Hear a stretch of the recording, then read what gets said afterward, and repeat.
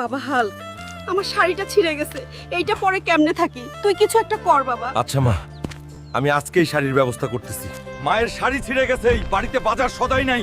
আজ আমাকে কাজ করে টাকা জোগাড় করতেই হবে, অভাব দূর করতেই হবে।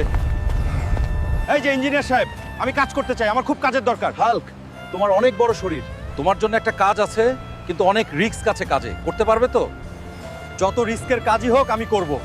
আমার পরিবারের অভাব আমাকে দূর করতেই হবে, আমি পারবো। কি কাজ আমাকে বলেন। আমাদের 10তলা বিল্ডিং এর ওপর অনেকগুলো লোহার দণ্ড তুলতে হবে, তাইলে আমরা তোমাকে 10,000 টাকা দিব। আমি রাজি, আমি করব। চলেন। বন্ধুরা, তোমরা লাইক সাবস্ক্রাইব করে আমার শক্তি বাড়িয়ে দাও, যাতে আমি ঠিকভাবে কাজ শেষ করতে পারি। এই নাও হাল্ক, তোমার পরিশ্রমের টাকা। যাই, এখন বাড়ির জন্য বাজার আর মায়ের জন্য শাড়ি কিনি। আমার মায়ের জন্য একটা ভালো চাইতে শাড়ি দেন, তাড়াতাড়ি যাই।